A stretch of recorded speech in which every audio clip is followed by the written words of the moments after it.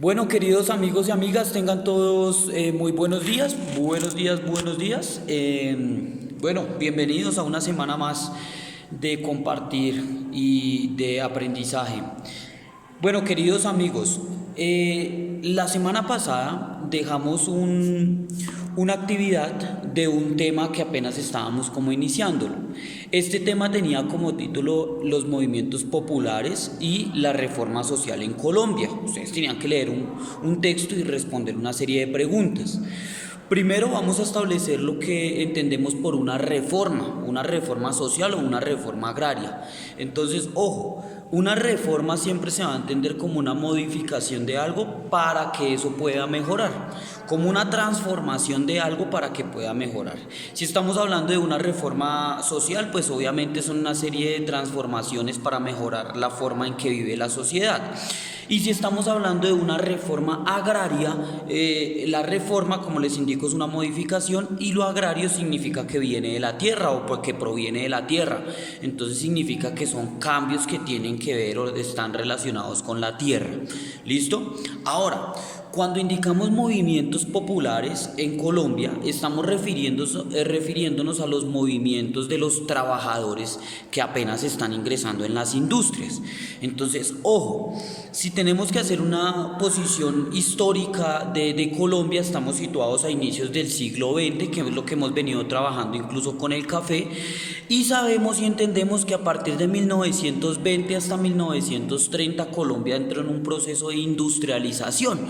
Lo veíamos con el escenario del café, como en esos precios, como en esos tiempos, entre el 20 y el 30, el precio del café estaba muy bueno y pues Colombia recibió una serie de préstamos o incentivos económicos internacionales para que pudiera tener una modernización y un desarrollo en el país. Aunque también es importante aclarar que con la caída de 1929 ese proceso de industrialización entró como en un periodo de pare porque no teníamos como la solvencia económica, no teníamos toda la plata para poder modernizar el país tal cual como lo quisiéramos. Ahora, también con el tema del café habíamos dicho que la tierra en Colombia se ha vuelto un problema muy importante. ¿Por qué? Porque resulta que la tierra se va a concentrar en unas poquitas manos. El texto que teníamos para hace 8 días nos planteaba la situación de que el cero, decía el autor, el 0,4% posee casi el 60%, el 61% de la tierra. El 0,4% posee el 61% de la tierra. Es decir, que muy poquitos tienen muchísima tierra, mientras que la mayoría de campesinos, de trabajadores, artesanos, no tienen la tierra. Y entonces eso se convierte en un problema de quién tiene la tierra y para qué la tierra. Porque finalmente lo que ha pasado es que la tierra se ha concentrado en unas poquitas manos y no se le ha dado la productividad que necesita esa tierra.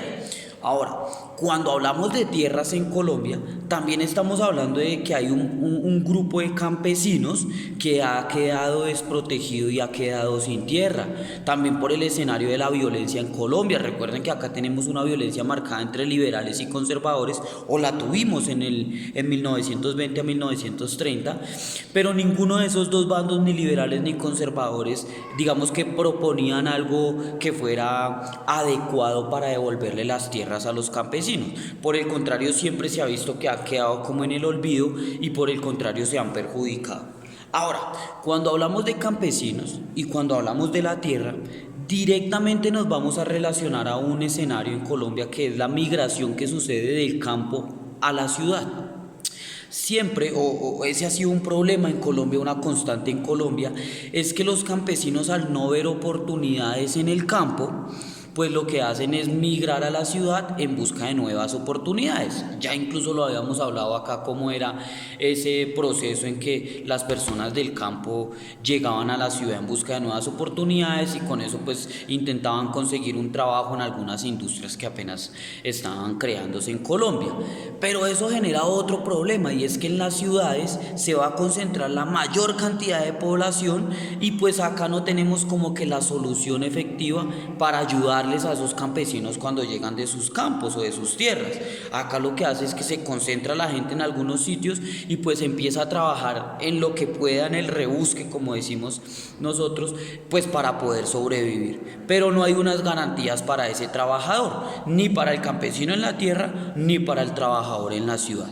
Entonces eso nos pone en un problema así bien complejo de entender la dinámica en la que se ha desarrollado, digamos, la tierra en Colombia. Ahora, entre 1920 y 1930, entonces tenemos varios escenarios. Primero, un escenario del campo en donde la tierra se concentra en hacendados. O sea, acuérdense del hacendado, que es el terrateniente, el que tiene una gran finca, ¿ok? Y pues algunos trabajadores van a trabajarle a esa finca, pero en esa finca no hay unas condiciones, digamos que dignas para el trabajador. Recuerden que hablábamos que no le pagaban con dinero, le pagaban con bonos para que él intercambiara esos bonos en unas tiendas que eran creadas por el mismo hacendado, y entonces él no tenía la capacidad de poder manejar el dinero, ¿cierto? Además no tenía la capacidad de ser libre. El trabajador de la hacienda tenía que trabajar en la hacienda y no podía salir de la hacienda.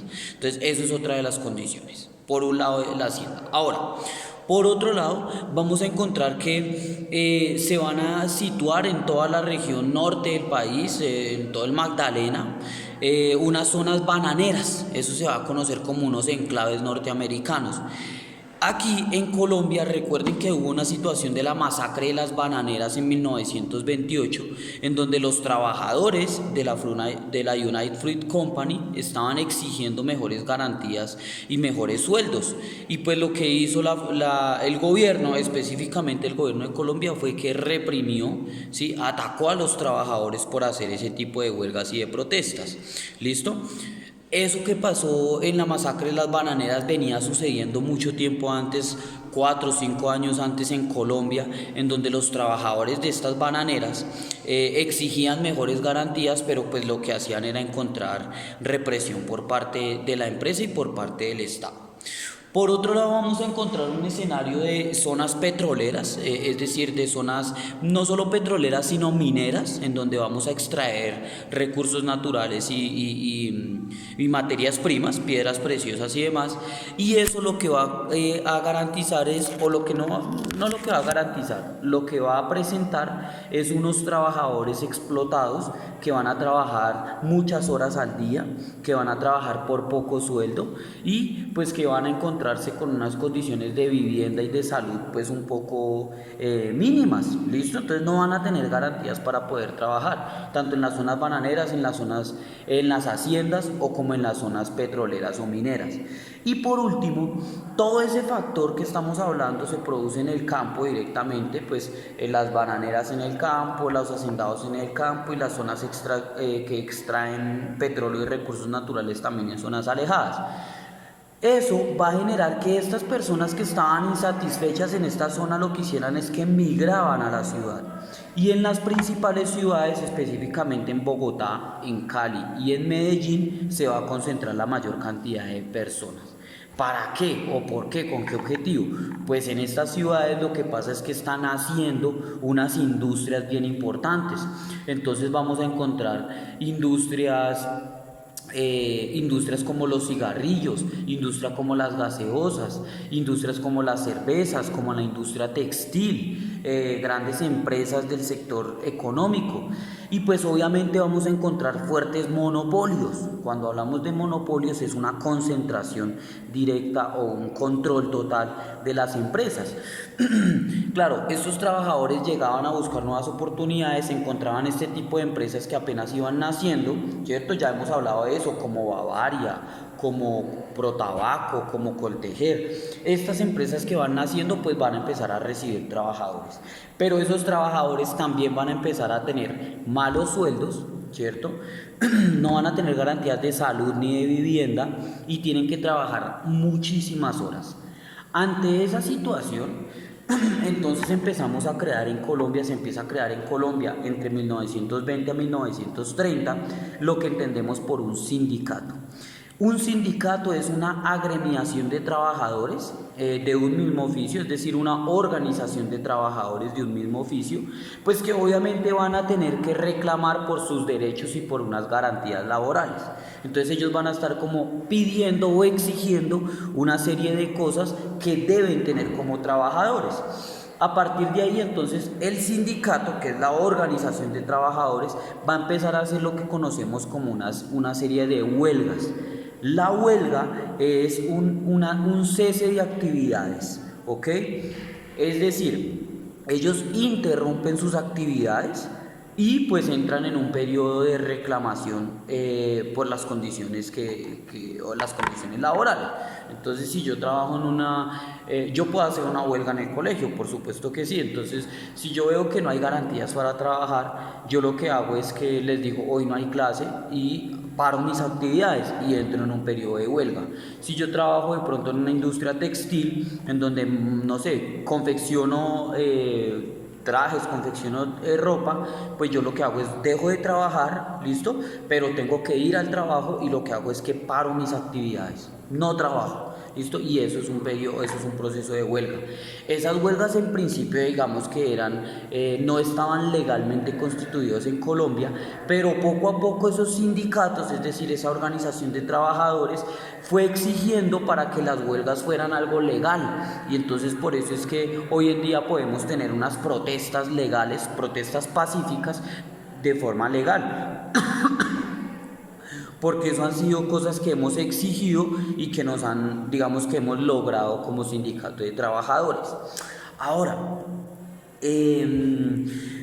hacia 1913, antesito se había creado una Unión Obrera de Trabajadores, una de las más importantes de Colombia, Unión Obrera de Trabajadores, y pues ellos lo que estaban haciendo era unas reuniones permanentes para poder, digamos que mirar cuáles eran los problemas que tenían los trabajadores. Entonces ahí se sentaban en un gran sitio, dialogaban o debatían como cuáles eran las exigencias que iban a hacer para los dueños de las empresas. Y así se fue organizando un sindicato de trabajadores. Entonces recuerde que un sindicato es la organización de los trabajadores, una agremiación de trabajadores que van a exigir derechos y garantías. ¿Cómo lo van a exigir? Por medio de las huelgas o por medio de las protestas, que se van a volver un escenario legal. Entonces encontramos un montón de huelgas y de protestas alrededor del siglo XX, entre 1920 a 1930. Uno de los sectores más afectados fue el sector de los ferrocarriles, porque resulta que había muchos trabajadores construyendo vías férreas o ferrocarriles, pero ellos trabajaban mucho tiempo por muy poquito salario. Entonces por aquí en la Dorada Caldas vamos a tener una de las primeras protestas y una de las primeras huelgas en cuanto a una compañía inglesa, o mejor, contra una compañía inglesa de trabajadores. Asimismo, por ejemplo, en Bello, Antioquia, vamos a encontrar unas huelgas de tejidos, o mejor, unas huelgas en una fábrica de tejidos o una fábrica textil. Más o menos unas 350 mujeres salieron a hacer una huelga, es decir, pararon sus actividades porque estaban exigiendo, primero, aumento de salarios, segundo, una reducción en las jornadas, es decir, que los tiempos fueran un poco más poquitos, y por supuesto que tuvieran un trato digno para todos, porque digamos se trataba como feo al vigilante o a la señora que prestaba el servicio del aseo, y entonces ellas exigían que hubiera un trato digno para todos. Al mismo tiempo, uno de los sitios más afectados o digamos que más presentó huelgas y protestas fue Barranca Bermeja, en las zonas petroleras. Allí más o menos unos 7.000 trabajadores entraron en protesta y en paro de actividades por lo mismo, porque exigían el cumplimiento de garantías laborales. ¿Ok? Y por último, otro de los ejemplos importantes es también la consolidación, o mejor, la consolidación del movimiento de obreros obreros y trabajadores de las zonas bananeras. Y entonces ahí es el ejemplo que vamos a encontrar, es la masacre de las bananeras ocurridos en Ciénaga hacia 1928, en el cual pues ellos estaban en la plaza pública exigiendo que les contrataran, que les dieran prestación de servicios, que les dieran las garantías, y lo que hizo el gobierno fue llegar a la plaza pública y pues abrir fuego contra los manifestantes. Mujeres, niños, adultos terminaron heridos en este escenario. Ok, entonces obviamente entendemos y resumimos en que el proceso de industrialización en las ciudades va a recepcionar una gran cantidad de trabajadores, de obreros, y cuando los recibe en las industrias no va a tener la posibilidad de darle unas garantías laborales a estas personas que vienen llegando, específicamente vienen llegando del campo.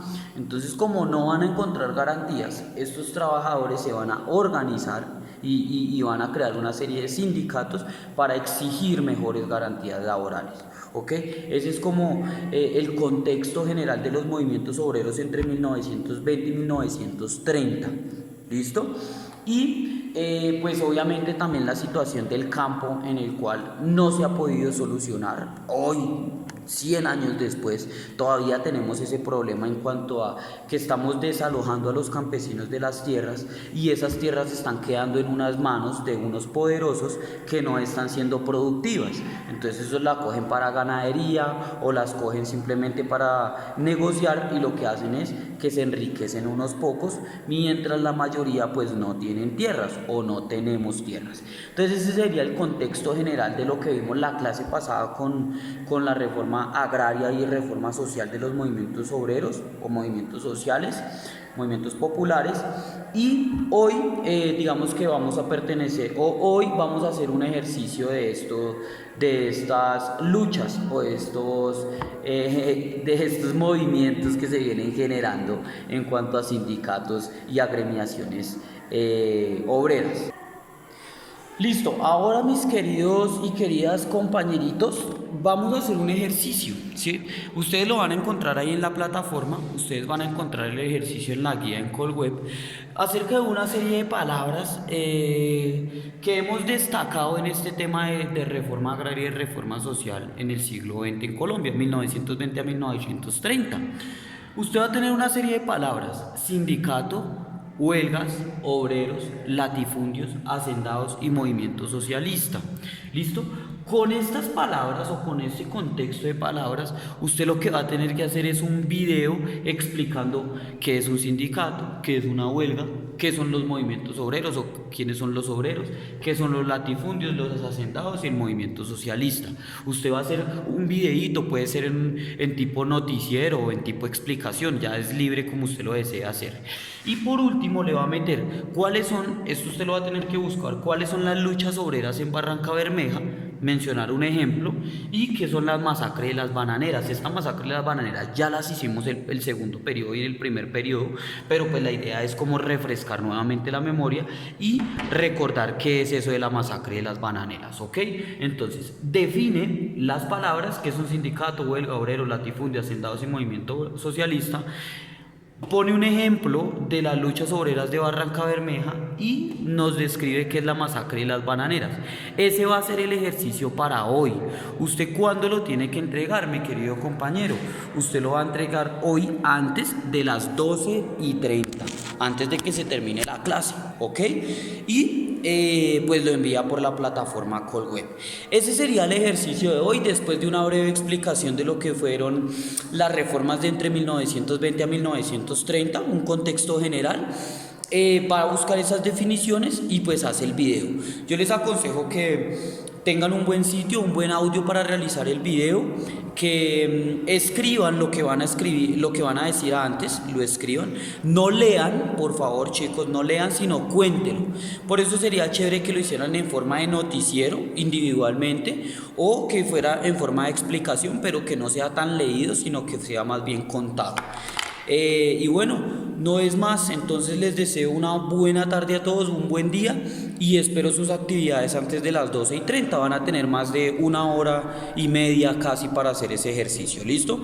Entonces un abrazo y que tengan excelente día.